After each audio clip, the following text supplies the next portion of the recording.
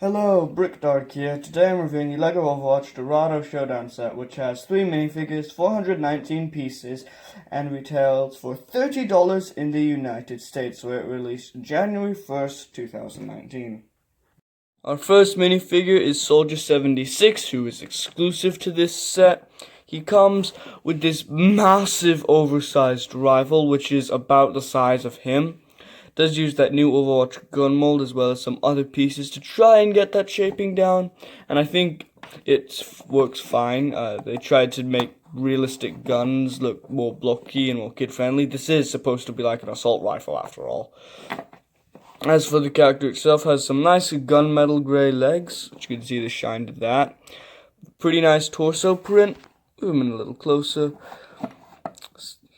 Says 76 on the back. This new hairpiece, for this set. He does have nice visor, but a similar problem to Mercy in that the skin up there is supposed to be flesh tone. Let me bring over the instruction booklet to give you show you kind of what I mean. You can kind of see that's supposed to be flesh tone, but it looks very gray. Like you can put the two side by side.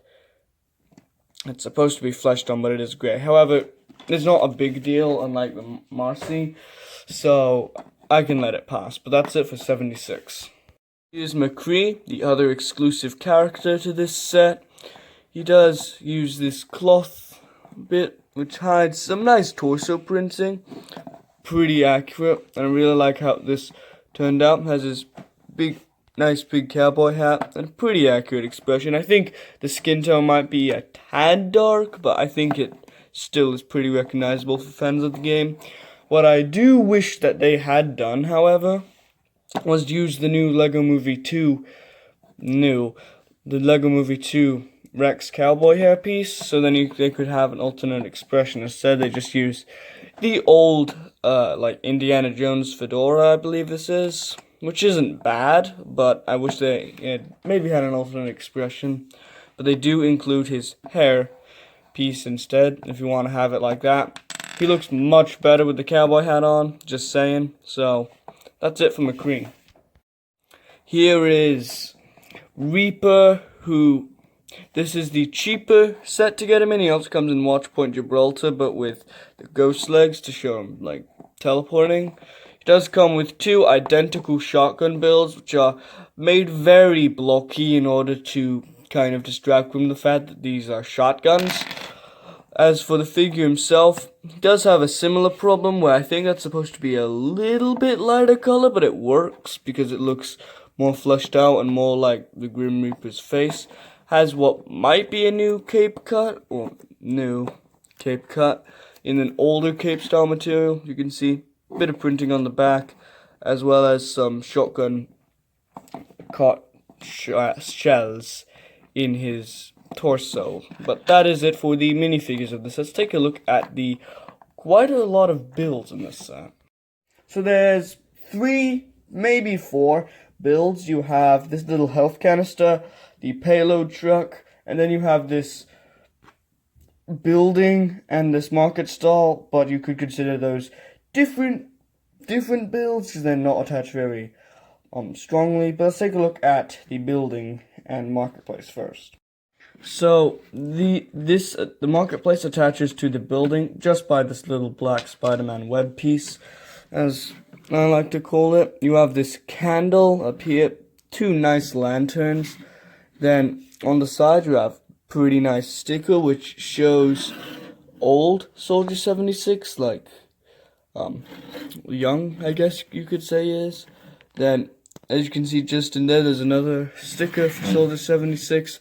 And on this side, there is a sticker for Young Reaper. Now, the building is much more of it's a facade. It's not much going on in the interior besides this one candle.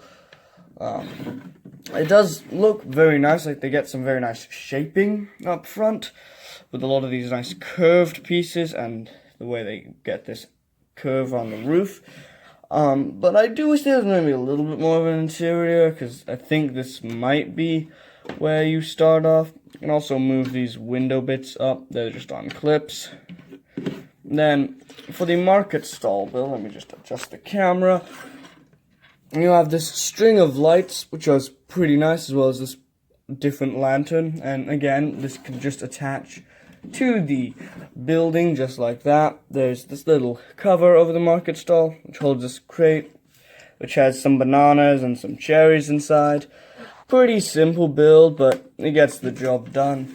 So that's it for the building and marketplace. As for the payload truck, this is a pretty simple design, but it's executed pretty well. You have a sticker and a sticker on both sides, and you have these nice like builds on the side to make it seem like it's hovering, when in reality there's just some wheels on the bottom. Rolls very nice. You can remove this top bit and put a character in to drive the vehicle, just a steering wheel in there. Then, I do wish there was a bit more on the back, but it is accurate to the game. Because once you remove this build for the payload, there's really nothing here. And the instructions, they actually show the market stall attached to this top part, which I think is kind of interesting. Payload build's pretty nice. They use these different colored pieces of like the dome piece, as well as some nice building techniques, like using these pieces and connecting them. It's a pretty nice build, just attaches via an X pattern. Some lights at the front, but not too much else here. It's nice to get these pieces in, I believe, what's that, flame yellowish orange or something. But yeah, that's it for the payload. Now there's one last very small build, which is just one of the little health containers. It's not one of the big ones, it's one of the little canisters, which I think restores 75 health. This does come in the Tracer v Widowmaker and maybe the Watchpoint Gibraltar, so it's not an uncommon build, but still nice to get that pretty nice printed cylinder piece. The box is pretty tall and pretty darn thick. It's maybe about as thick as the Speed Champions Panasonic box.